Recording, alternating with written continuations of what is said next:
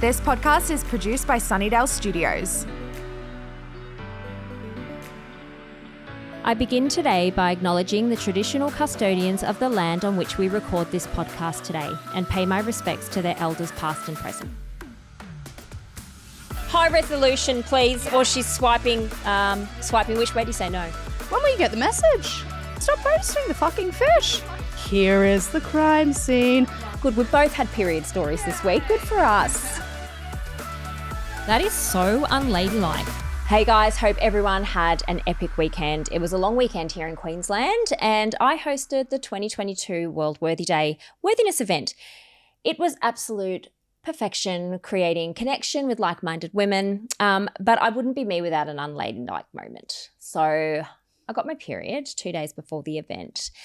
And I was wearing a gorgeous little feathered number and I couldn't wear my period undies with it. I just couldn't. So I was wearing tampons and I leaked through not once but twice during the event. And, of course, I had to tell everyone on the microphone, on stage, guys, I've bled through my tampon and the theme of the event is purple, not red. So luckily they laughed because that could have been a very awkward moment. And also, thank goodness, Vush had put menstrual cups inside every single goodie bag. So everyone's waving their menstrual cups at me. I'm like, probably not the time to try a menstrual cup. But yeah, look, again, another example of just normalising the normal. So anyway, enough about me and my bleeding uterus. Today, we are going to be talking about the world of dating in 2022. Joining us today is that dating girl on TikTok, Alex in Summer. We are going to discuss dating online, what are profile photo red flags, which I think this will be funny, the difference between dating men and women, the increase in online dating and sexual assault, and other red and green flags. Alex even has an entire group of people that she will not date based on their line of work. So we'll unpack that as well. So Alex, welcome. Hello, thank you for having me. Thank you for walking in the rain to get here. Yes. It's very humid weather compared to Sydney, but yeah, it's it is warm humid. welcome. That's the thing, isn't it? Like it fluffs your hair. Like it's not just moisture. It's like, yeah, it's the awful. Hair. Yeah. The Sunshine State, no. It's a lie. Yeah. False advertising. It is false advertising. I came here for a sunny holiday. I know. The last 2 years, and we've got another wet one. We've got another wet summer ahead. So I hope so. Great times. But look, each week we start our episode with the So Unladylike segment. And I know you've listened to the podcast before, so you know. Yeah. Some things we've had, the squirting, of course, lots of poop. And even Bianca Dye last week shared with us that she had wrapped her hand in toilet paper to remove skid marks from a toilet bowl because she was embarrassed. So there's that as well. The lengths we will go to as a woman to not appear unladylike. So what story have you got for us? Oh my God, it's so unladylike. So I had to rack my brain because I have a lot of moments. I was thinking, I was just like, which one can I publicly share? All of them, no. Because I'm just like, I have my life together now, but rewind a little bit and I was an absolute hot mess.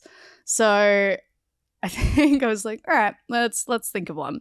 But my unladylike moment, I had just first moved to Sydney and I was going on, I didn't know if it was a date. I assumed it was a date. It was just like, hey, do you want to hang out and do this? And I was like, absolutely. And we went for like some food and stuff. And I was like, oh, he was like super into health as well. And I was like, oh, I like health and wellness too. Yes, I will order the salad. Yeah. Back then I wasn't into health and fitness. I was into dirty martinis. But I was like, I'll pretend. And he's just like, oh, do a sauna session. And also if you watch the video, this is not the same date that I went on about the sauna, but we went to a sauna session. I was like, fabulous. I was on my period. Now, I live by period underwear. Yes. They're phenomenal. They're eco-friendly. And the free bleeding, I just love. I love it. I love knowing how much is coming out. And, yeah. And it feels like less it cleanses painful. you. It is, yes. Yes, the pressure on the cervix from a tampon, it creates cramps. It really does. Anyway, sorry, your story. Carry on. And then I was just like, oh, but I always carry some tampons in my bag just in case, anything happens.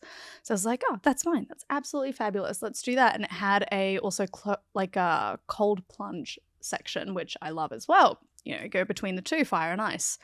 So we go and we sauna and I was like, lovely. And then we go cold plunge and I was like, lovely, mostly. And I had my tampon in and whatnot. And then we go back to the sauna and it's quite dark in this particular sauna, like nice mood lighting, like hot lighting, you know? Like the type that they put in Honey Birdette sort of change rooms. Seduction lighting. Yeah, it was very nice actually. And then we go back and we do a little cold plunge and they're quite close together, the rooms. And then we go back to the sauna session. Now, when your session finishes, the lights slowly come up, which is lovely. You get awake again. Now, what I hadn't realized was that when I was going between the cold plunge and then coming back, and I was obviously sitting on the towel for hygiene reasons, my vagina had obviously acted as a suction cup and inserted water. And then when I sat down, I just boop. And so I was essentially, the lights came up and it was like a little horror show where it was like, here is the crime scene. Blood. Just blood all over my towel. And I was just sat there and I was like, fuck me, okay. And I think he just sort of noticed and he's just like, I'm going to ignore everything that's happening, like credit to him. And he's like, I'm going to have a shower. Do you want to? I was like, you go first. You have that shower. I'm gonna deal with this. So had a shower and we ignored that and he was very nice about it, but essentially just it can be, it's funny, isn't it? It can be so embarrassing. And I think that's why I think it's so good to talk about because my daughter, she's only 10 and she said to me, am I going to bleed through to my school uniform? And I'm like, look, hopefully not. But I mean, if it does, I mean, if you see it happen to your friends, just quietly tell them, take them to the nurse to wash and dry up and whatever, but make sure you tell someone, don't snigger about it. Don't talk to other girls about it behind her back. Absolutely. If you see someone making fun of her, to call her up on it. Like, we're bleeding. Yeah. And it's okay. And we all do it. And we all do, well, all people born with a uterus. Yes, exactly. Well, most people born with a uterus, I should say. Yeah. It's normal and it's not offensive. Yeah. So, great. Good story. Good. We both had period stories this week. Good for us. Mine did go a little further. One of the girls that was modelling in the inclusive fashion show at the event went to squat me. And she went to put her arm between my leg. I said, you are not going to want to do it. It is damp down there. And there's like blood. Rainforest vibes. And you should, it is damp. And I didn't have a change of underwear on me. So I'm like, there's blood. Yeah. And she was just like looking at her arm like, So I told you, you didn't ask for consent. You didn't ask if you could lift me up. Whose fault is this really? Now it's yours. Yeah. Now it's your fault. Okay, so tell us what. So on TikTok, you've you shared one dating story, and it really resonated with people because I think you were sharing more about like your holidays and where you were going, and it really resonated with people. And you're like, okay, cool, I'm going to share more of this. Yeah. So why do you share your dating stories, and is that how it started? Yeah, so I started TikTok now about, I'd say 5 or 6 months ago, essentially when I first really moved to Sydney. I'd come out of a pretty traumatic breakup and I basically went, the way it went, like the guy in the first video, we're still good friends to this day.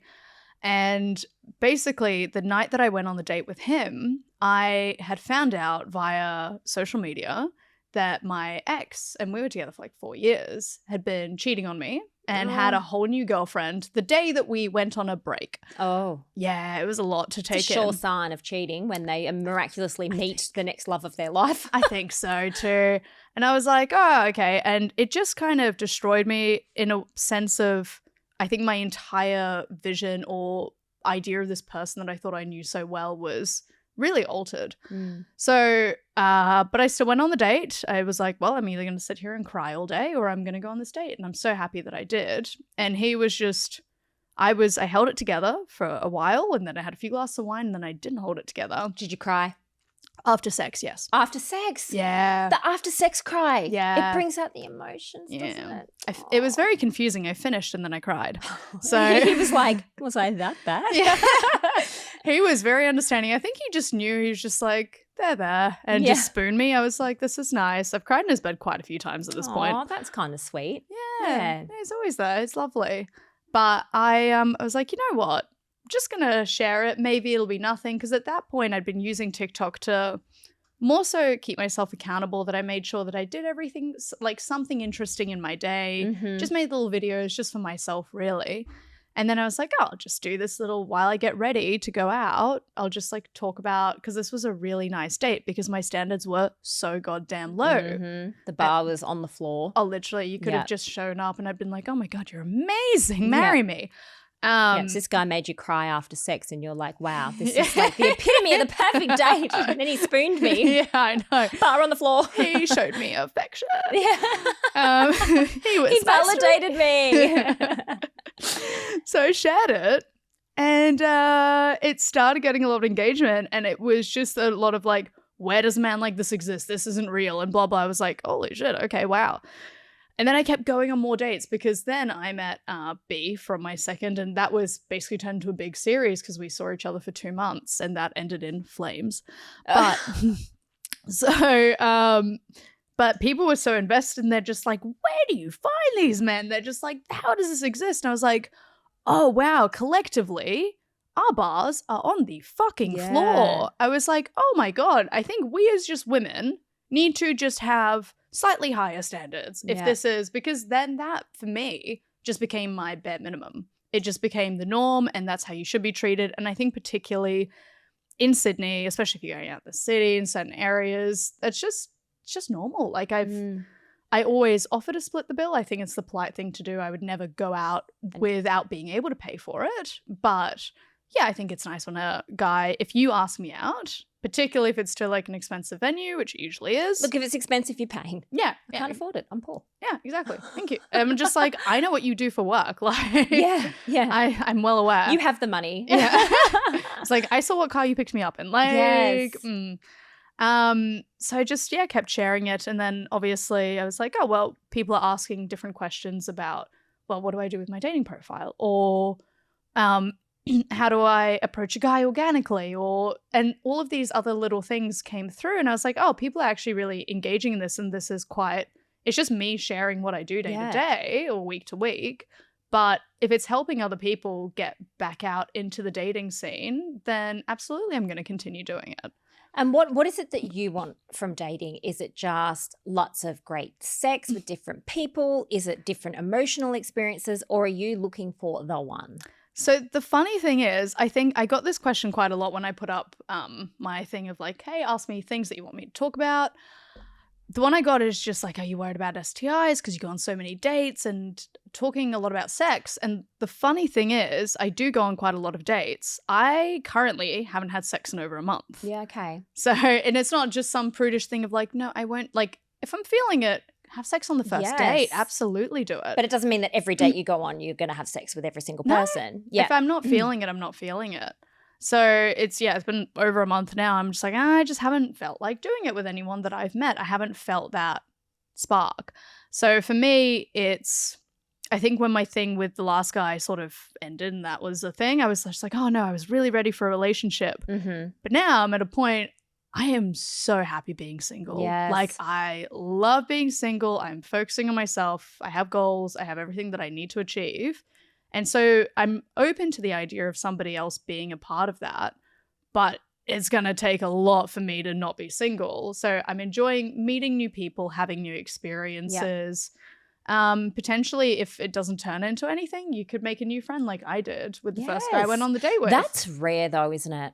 It depends on rare, the person, yeah. To have a sexual encounter with someone and remain friends. Absolutely. Because obviously there's an attraction there. Yeah.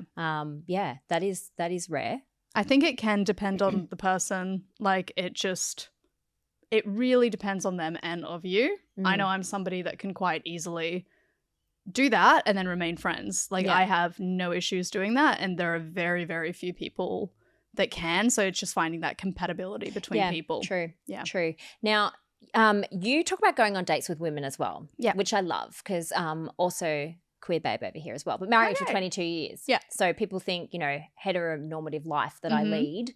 But yes, this is really interesting to me because I was always terrified of dating women. So I literally only dated men. Yeah. And I've heard this is a thing now, like to be afraid, like, and nervous and all of these things. Like, I felt like I knew what I was doing with men, but I didn't know what I was doing with women. Yes. So I just avoided it. But one of your TikToks, you shared a beautiful dating story that you experienced with a woman, and you talked about how there's a huge difference between the dates that women plan for other women versus the dates that men, arrange for women. Yeah. So can you tell us a bit about that? Like when you're arranging a date with a woman versus a man, what the key differences are? So I think with a man, it is usually, I think default is dinner, which, I'm totally happy with. You get to sit there, you get to know each other, et cetera, et cetera. With women, I find a lot more, and I think it also potentially has to do with the fact that I'm into, men, women, and everything in between. It probably has to do with the fact that it almost feels like there's no, how do I put it?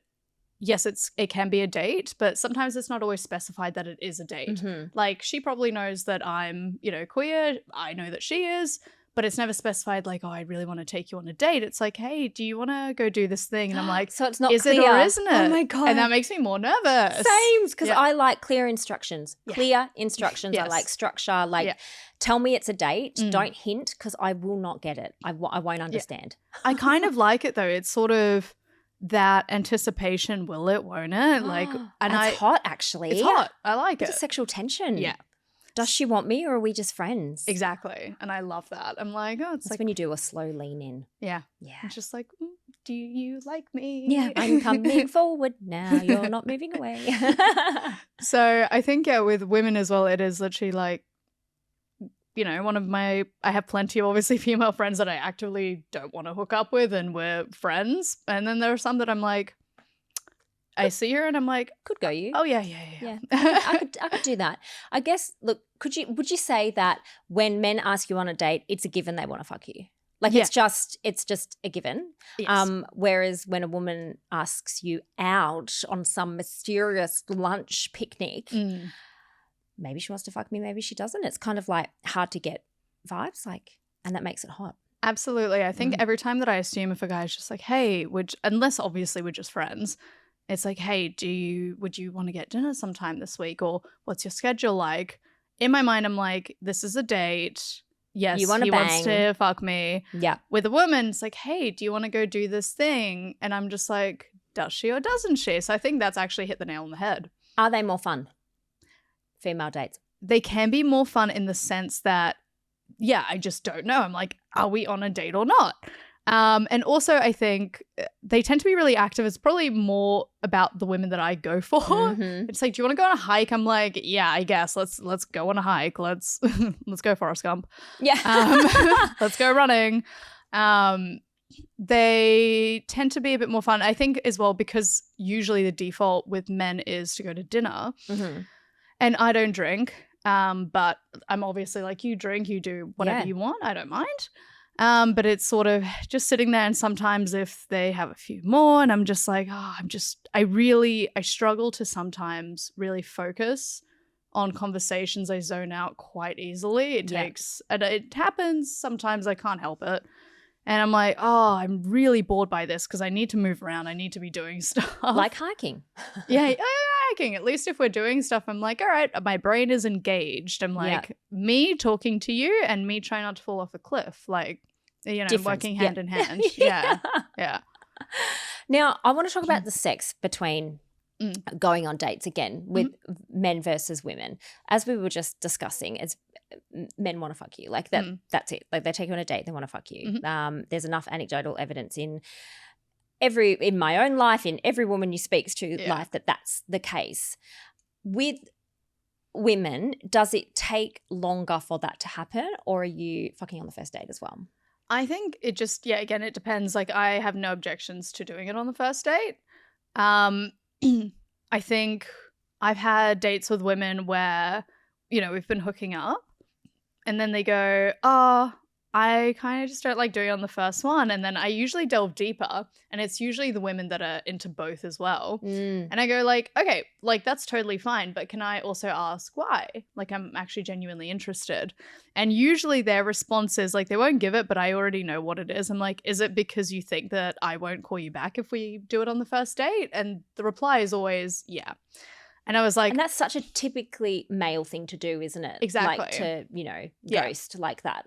Yeah. So I don't know what energy I'm projecting out to them, but that tends to be the answer. If it's like, oh no, I don't want to do it on the first date, it's usually because they will say, oh, it's, in case you don't call me back, and that's just what it is.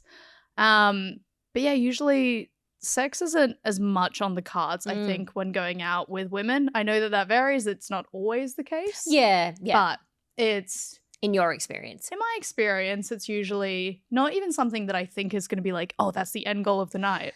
It's like, get to know each other.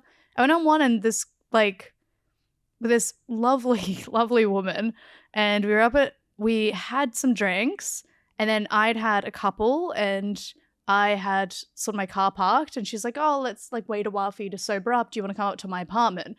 And I was just like, yeah, let's do that. I went up to her apartment, and she said beforehand, she was like, I'll make you a cup of tea and we can just sort of wait it out. I was like, fantastic. I go up. She quite literally made me a cup of tea, and then we sat and waited for me to sober up. Did you think it was a euphemism? Yeah, I was like, if this was a guy, we would have entered the door and tea was, I'm going to bang you. Like, that's straight up what it is. Whoever this woman is, I like her. She did what she said. She did I like exactly that. She was what she clear. said. You are having a cup of tea. I had a cup of tea. I sobered up, and then she walked me back to my car. Too polite. I was like, yeah, a little bit too polite for me. Too polite. I was horny. Yeah, exactly. I was like, you could have done it. You could have gone for it, but take a little bit of advantage. Yeah. But I was like, if that was a guy, there's no tea involved. Yeah, there's no tea, no tea. Look, I could be asking these questions just in case my husband ever leaves me. Yeah. And I'll be dating women, and I need to know. I need to know because it just terrified me. Yes. Terrified me. They are terrifying. Oh, look, the amount of times that women would kiss me and I'd kiss them back, and then I'd just be like, a panic, instant panic. And I wanted to, but it was, I didn't know what to do. I thought, it's awful feeling. But anyway, Dwayne, if you leave me, I now know tips on how to date women. Okay. So something a little bit more serious is a new study of dating apps has revealed some pretty scary stats. Yep. So the Australian Institute of Criminology are behind the study and have found that 3/4 of dating app users were victim to some form of sexual violence, and that a significant proportion of dating app users have been exposed to online and physical violence in the past 5 years. So they're calling for app creators to have better protectors in place for users, such as tougher ID checks, enforcing bans, and making it easier for victims to report. Have you had any bad experiences yourself, and what are your tips for keeping it safe online? So I'm really fortunate in the fact that I actually haven't had any terrible experiences, but I do have friends that have some pretty messed up ones. Now, I think when it comes to dating apps, obviously the positives of it are that, hey, you get to meet people that you would have probably never interacted with from all over the world. It opens you up to so many different people. But of course, the negative of it is you don't always know who you're talking about. I mean, personally, I enjoy using things like Raya, even if it is a bit pretentious, but because you have to have your... Is that a dating app? Yeah. Okay. Raya. Yeah, Raya, yeah. We pronounce it Raya, I think, but they pronounce it Raya, the Americans. Okay.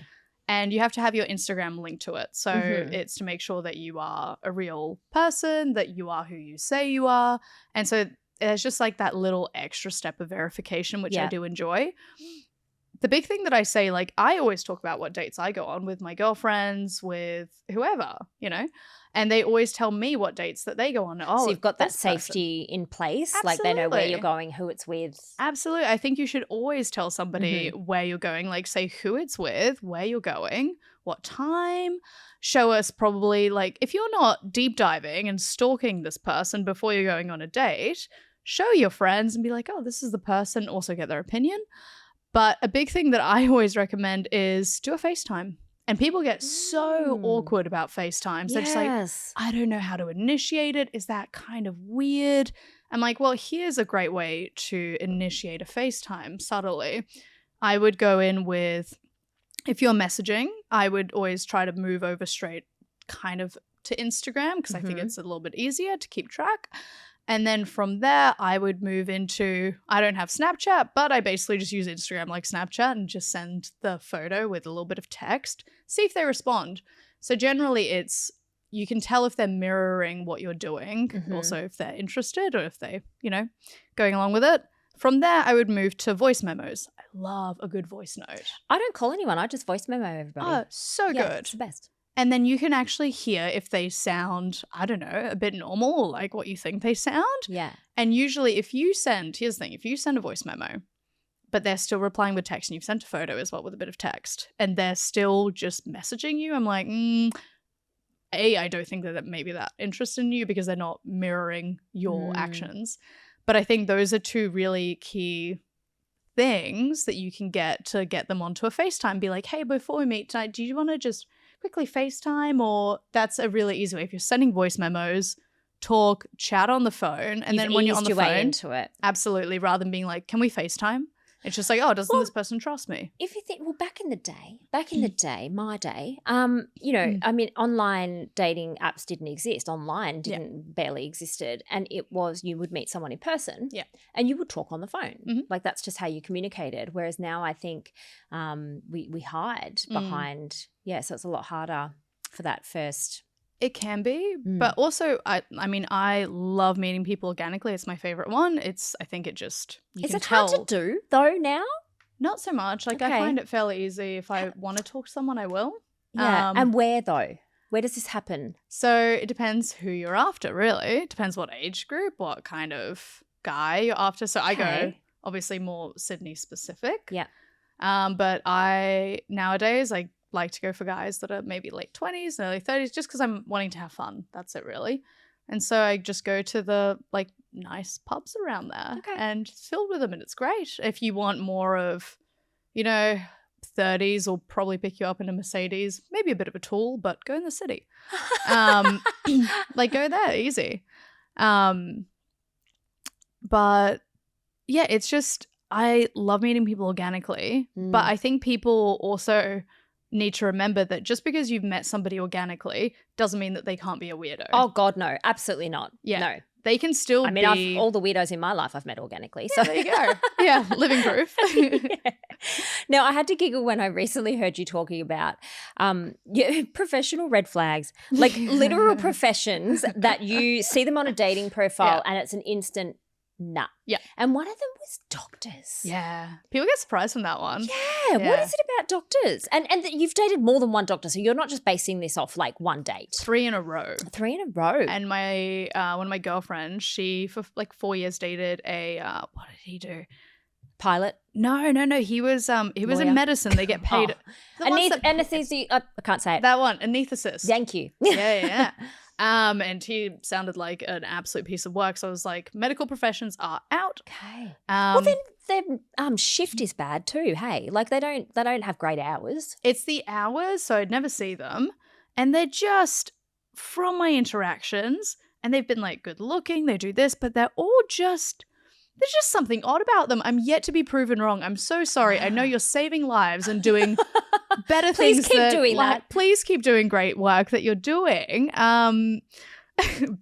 Yes, they save lives, but they're a bit odd. But yeah, they're all just... Maybe that's just super intelligent. They're just something off. There's just something a little bit where I'm like, Do you know what that could be? Trauma. Maybe. From the lives they couldn't save, maybe. True, but like trauma usually makes you funnier, and I haven't experienced that not yet. everyone. Yeah, I'm someone that deals with my trauma with humor as well. Exactly. Not everyone does. There's a reason comedians are hilarious. Yeah. And they've had terrible experiences. Yeah. So are there any others apart from doctor? Yeah, pilots. Oh my God, I was guessing pilot. Yeah, okay. Absolutely not. Do not need to have the genuine fear that you could have an entire different family on the other side of the world. And it's just like, oh, your husband's away a lot. And it's just like, yeah, he's a pilot. And I'm just like, oh, makes sense. No, thank you. Don't need that. Don't need that worry. Absolutely not. Remember when Jimmy was the Bachelor and he was a pilot and there was so many women talking about the fact that he was a pilot and how it's just so well known within the pilot community that people just cheat which is so I mean, it's harder to track, isn't it? You could be here and here and here in this world. And give people opportunity. Yeah. Now, what about red flags in general, men and women? I think, can we start with women? Because I talk about red flags a lot with men because that's been my experience with abuse and all that sort of stuff and coercive control. What are those red flags to look for? What about with women? Or are we just all green flags because we're fucking awesome? We are not all green flags. So I think that's actually one thing that I will there are some other ones, but I think there is this really big misconception, and I kind of learnt about it a bit, where I think that women in many ways, unfortunately, will do stuff that if a man were to do it to me, I would straight up punch him. Yeah. So I've had experiences where I've been, you know, at a gay bar and I was just having fun with my friends and this girl was just really keen. I was not keen on her, but I was just being polite and you know what else? You as try we to be do, nice, especially as women, as we do, we're polite. And you don't want to be rude to other women, right? You don't want to make her feel uncomfortable and feel shit. So, but it got to the point where like I went to the bathroom and she tried to follow me into the bathroom and like into the stall and was just fully, I was just like, oh, wow, okay. And, you know, it got a bit inappropriate. And I was thinking back and even then, like with how all of that happened, I was still quite polite about it looking back. And I was like, had a man done that, I would have caused the biggest scene, like straight up. So I think there is this really big misconception where I do see quite a few women just doing stuff to other women, sometimes to men as well, that I'm like, if the roles were reversed, super not okay. Just because we're women doesn't mean that we get to do certain things because you think it's okay. It's not. Yeah. Don't touch people. Consent still applies. Yeah. Don't touch people without their consent. Yeah. Don't like randomly try to kiss a chick at a bar if she's not into it. Don't try to like, I get it all the time. Sometimes like the ass grab or the sometimes just like random touching. I'm like, please don't. Do you think it's because it's what we've experienced as women that we almost mimic it in a way of, that's how we've been taught that men show us or whoever shows us that they're attracted to us. So we subconsciously do that also? I think in a way, but I think the other part of it is that we're just like, well, we're women and doing it to other women and we don't mean any harm by it, so it's okay. So I think there's that really big misconception. A different intention. Exactly. A different intention. But it still has sometimes the same outcome, unfortunately. Yeah. I'm very grabby with my friends. But yeah, they're my friends. Yeah. Exactly. So very fine. grabby. Absolutely. And I always say about my events, I'm a hugger. Yes. But with consent. Yes. With consent. Absolutely. Sometimes I forget and I go in for the hug. I'm like, sorry, did you want a hug? Are you okay with the hug? Yeah. But I think you're right. It's the intention. And also with men, we know that there is a possibility that we'll get killed. Absolutely. And there's also a very, more often than not, a physical disadvantage. Yes. As well. And the experience is very different. So I can understand why you were very polite. Yeah. I've been very polite with men in situations, similar situations as well. You know, don't want to be rude. We're just taught that as well. But very interesting. Very interesting to hear. Now, I want to profile picture red flags because for me, I think anyone who's holding a fish like with a hat on, oh my God, stop, instant no. You have collectively heard the women of the world making joke after joke about it. When will you get the message? Stop posting the fish. Stop posting the fucking fish. You can go fishing, that's okay. Yeah, it's fine. It's not the fishing. It's not. It's the photo and the posing with a dead like animal. Like, why? There are better photos of you. I know there are. Yeah. Just you on a boat would have been better with a fishing rod. Yeah. That's it. Sends the message that you like fishing. We get it. Yeah, exactly. Oh my God. So are there any, because like, again, I've been married for 22 years and I had a friend show me her dating site and she goes, have a swipe. And I'm like, I don't know what to do. I don't know what to do. What do you do? Which ways, left, right, whatever. And she's like, you go like this. And you're literally deciding whether to swipe left or right on someone based on their picture. So what are the profile picture, like big nose for you? Apart from pilot hat. Pilot hat, doctor I've gown. Saved a life today. No, get it away from me. You horrible person. I think anything where it's a group shot, and here's the thing, we have such short attention spans nowadays. I mean, just look around us. So if I have to play Where's Waldo for 3 seconds. Which one of you? Fuck no. Yeah. Next. And why would you put a group shot? I've got friends. Like, what is this? Like, we get it. You can put them later on in the middle to show that you have friends, but not for your first photo. Yeah, okay. Also, studies do show that having a photo that clearly shows your face, facing front on, facing the camera preferably in some way, has a way higher swipe rate. Well, people are going to trust that much more. Yeah. If it's clear, if it's looking at the camera. Yeah. Any guy that has his first photo as a shot of like him walking somewhere, I'm like, your face is probably not that good, is it? Let's be honest. It's there's a reason that you did a back shot before a face shot. A back shot. Well, people have walking away. Yeah. As their profile picture. Yeah, like walking away, or maybe just looking to the side as they're walking away, and I'm like, there's a reason that photo's first. I need more. I need more of your face. I'll feed us in. Yeah. There's like anything to do with partying. I was like, our lifestyle is not going to be compatible. Can't do it. Yeah. Okay. So people listening who are dating, what are your profile picture tips then? I think for my personal, if it's for men, for example, it would be, clear face shot, like show me what your face looks like. A pretty basic one. It would be nice to have something to show you out in nature. I am also a sucker for just high quality photos. So it doesn't have to be shot with a professional studio. High resolution, please. Yeah. Or she's swiping. No, literally. Swiping which way do you say no? Left? Left. Okay. She's swiping left. But like, that's the thing. Also, I don't have Tinder, but I have, it's just, a couple of other ones. Okay. I don't know this stuff. Yeah. So do they not all swipe left and right? Kind of. So I think Tinder is the classic left and right, which I don't have because it's a cesspool. Yeah. I have heard that. Yeah. Hinge, a bit better. I use it occasionally, and it's like more of a like heart or X. Okay. And I think similar with Bumble, and then with Raya, it's basically like heart or X. Okay. Yeah. So I think I like just nice quality photos. Like I am genuinely, you could be like not as attractive as another guy, but if you just have a really good quality photo, I'm more likely to scroll through all of them. 100%. Yeah. Like if it's an interesting, good photo. Yeah. Okay. Men should like go do a photo shoot. Go literally hire a photographer. There's no shame in it. Go out and but natural, please. No glamour shots. No boudoir. Don't oil up. Yeah. Don't do that. Not a calendar. But like just cool shots and invest in it.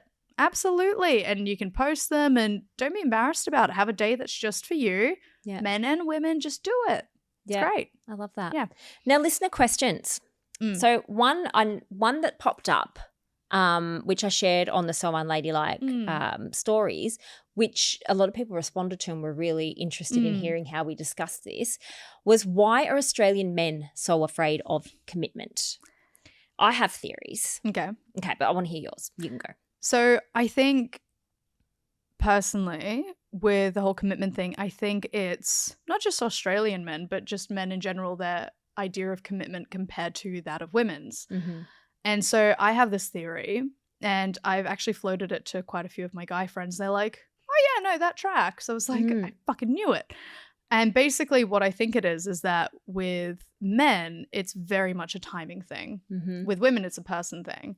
So I think that when men are with somebody and they could be their perfect person, fits in every way. But if there is some part of him that doesn't feel ready in that moment, it'll end. But then he'll get to a point where he does feel ready. And it's just like, no, I'm ready for it. I'm ready for a relationship and serious and blah, blah, blah. He will then grab a girl that's around. Might not be his perfect one, but he's ready within himself. And so I was actually talking about this because the question came through, and I was out with some friends last night, and some of these guys are like in their 30s and stuff, and I floated that theory to them.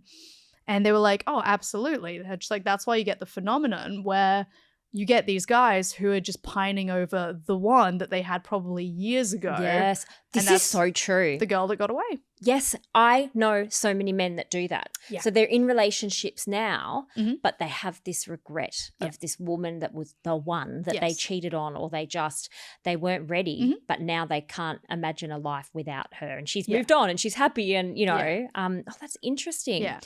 So I have another theory. Okay. I think that marriage and relationships in general disproportionately benefit men. Yes. More so than they do women. Yeah. And men are shown, in movies, in life in general, rolling their eyes. We're called the ball and chain. Yeah. They're being tied down. Yes. Whilst women are sold a completely different narrative, one of romance and protection and love. And I think that plays a huge part in it. The way it's sold to us, why wouldn't we want to get married? We're told that our whole entire worth is on getting married and having children. Like, why else would we exist in this world? And what a wonderful experience to have your wedding day and get proposed to, and how lovely, and you'll be protected forever by this man. And, which is complete absolute bullshit. Marriage is bullshit. And I'm married. And men are sold something completely different, that they're being tied down, that they're being held back, when really they're so disproportionately benefiting from marriage. Yeah. When you look at the statistics of the household labour and the gender gap in child rearing and household labour as well. And I don't think they're afraid of commitment. I think they're afraid of losing their autonomy, which is what they're being told will happen, which in a relationship, that shouldn't be the case. You should be two separate people who come together and live a life together, but as separate people. Yeah. Or they feel like they're moving back in with mum, which we're not your fucking mothers. We're not here to fix you. We're not your fucking mothers. Don't get me started on that. Which, again, only benefits them again, but they make out like that's a problem for them, which it's not. And I think if they're afraid of not being able to sleep around, that's a massive red flag, and get out of that relationship. Absolutely. Because you're never going to change that from someone. And also, if they don't want to be monogamous and you do, they're not the right person for you. Exactly. So move on. So that's my theory, the way relationships and commitment is sold to women versus men. Yeah. Why would they want to be in a relationship versus why wouldn't women, Whereas you and I are probably like a little bit more understanding of how shit it actually is for most women. Yeah, that's it's not something to aspire to. It's a really great way of looking at it. I think that's the way that Hollywood sells it particularly. And I mean, that's what we get fed, isn't it? Well, even from childhood Disney movies. Absolutely. Princess and comes and rescues you from your life of misery, from mystery misery. Yeah. Like, it's always the girl doing something. It's always the woman needing rescuing, but it's also the woman always doing the abusing. It's always an evil, ugly stepmother or, we've been sold it since birth. Yeah. And our mothers and our grandmothers have been sold it. And like, you're the generation. How old are you? 25. You are definitely the generation I am, that are now undoing all that sort of, yeah. Absolutely. But yeah, it's interesting. Now, did you get any other listener questions? Yeah, honestly, I got quite a few just like very specific ones to specific situations. I was like, this is, I think, very integral just to your situation. Yes. This is quite specific. I was like, this is oddly specific. I got a lot on zodiac signs, funnily enough. Fuck, do you know apparently that's a big red flag? Honestly, though, like, I laugh about it, but fuck me, astrology's never been wrong on it. I don't know much about astrology. I just know that I was reading the wrong star sign until I was like 19 or something. But I was reading Sagittarius. I'm a Scorpio. So I was reading Sagittarius and every star sign, I'm like, this is so true. Yeah. I can relate this to me so much. And then when I realized I was reading the wrong one, I started reading Scorpio and I'm like, this is so true. Yeah. And I think it's just like almost like when you visit a psychic or, and not all psychics, not all mediums, but when you visit them and you take on board, it's like when you've got an opinion on something and you only consume material and people's opinions that correlate with your opinion and your narrative that, hey. Right-wing conservatives. Yes. Yeah. So I think that's quite similar. The only person that I've read a star sign to and we've been like, this does not apply, is my husband. He's an Aries. Okay. And everything I've read about an Aries, I'm like, that's not you at all. Yeah. You are nothing. Your mum has lied about when you were born because this is not true. You've been adopted or something. Yeah. But everything we read, we both just laugh. That's not fucking true. Yeah. Yeah. Whereas with Scorpio, so much of it is true. But then so many other aspects of other star signs, I could absolutely go, yep, that's true too. Yeah. Yeah. Yeah. I think I got so much of it, like so many of the zodiac ones. For me, I think I was thinking about it. I was like, could I make an entire list? You should do a TikTok on this. I could, because dating by the zodiac signs. I think I've probably dated every single one at this point. Have you dated an Aries? You have to go through. I've hooked up with an Aries. Yeah. Never Yeah, I've never dated, but we've hooked up. Love Aries. Okay. Love Aries. Well, I do like mine. Yeah, great. Yeah. It was good. Positive reviews, guys. Aries, wonderful. Well, Aries and Scorpios aren't meant to go together, apparently. Oh, okay. I beg to differ. So one of us is adopted. Yes. Is there a star sign that you are not, that you've noticed that you are just not compatible with? Scorpio and Cancer. But we're friends. I know. But we're not fucking, we're not dating. Exactly. Yeah, cool. Yeah. Scorpio and Cancer, every time I've tried it and I'm just like, I don't feel like in my head, I'm like, I'm not going to see this guy because he's a Cancer. Like that's so I can't dumb, do that, Alex. can I?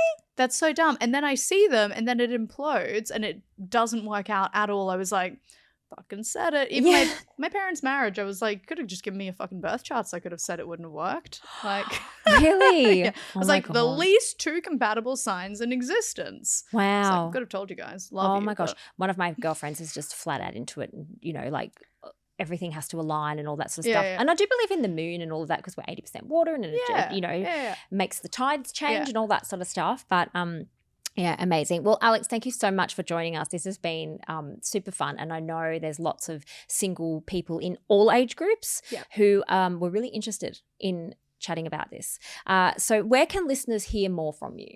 Follow on TikTok where I post about random dates and everything in between. Yeah. And also on my Instagram, also Alex in Summer. So Alex in Summer on both. Yes. Yeah. Cool. Amazing. Thank you so much. Thank you so much for having me. Ness's Burn Book. All right, guys, I've got the glue stick and scissors at the ready. My next addition to the burn book is someone I've loved for a long time. He was on posters on my wall as a teen and has long been a favourite actor of mine. He's nice to look at, a great dramatic and comedic actor, but after hearing the latest allegations of abuse he has perpetuated on his ex-wife and children, I can't not put him in the book. Guys, it's Brad Pitt. Allegations of physical and verbal abuse towards Angelina and their children whilst aboard a 2016 flight have resurfaced after first coming to light during their divorce in 2016. I will always believe a woman when she comes forward with abuse, as we saw with the Depp Heard trial, and we are now absolutely going to see with whatever evolves here with the Jolie Pitt case. Women are instantly vilified and described as liars. The men are heralded as charismatic, gorgeous, talented men who would never do such a thing. Women are bitter and angry. Men are funny and likeable. It's the narrative we are constantly fed. Angelina describes a situation on the plane where Brad grabbed her by her head and shook her and threw alcohol on her and their children. It's also alleged he choked and slapped two of the children. It's horrendous and yet another example of violence against women and children where women are afraid to come forward. When you read some of the comments on social media in response to the allegations, it's no wonder we don't come forward. We aren't believed and we are absolutely vilified. We are belittled, degraded, insulted and threatened, whilst the alleged perpetrator is celebrated, lifted up and given so much support by the public. As this case becomes more public, I implore you to not add to the inherently misogynistic attack on Angelina or any victim. Any victim brave enough to come forward. Brad is off my wall and he's in the book. All right, that's it for this week, team. I will chat to you next week. Bye for now. If you loved this episode, please be sure to subscribe, follow, and rate us 5 stars. Join us on Instagram at @SoUnladylikePod and Journey to Worthy Official, and keep sending in your questions, confessions, and opinions. You guys are so unladylike and we are here for it. See you next week, bitches.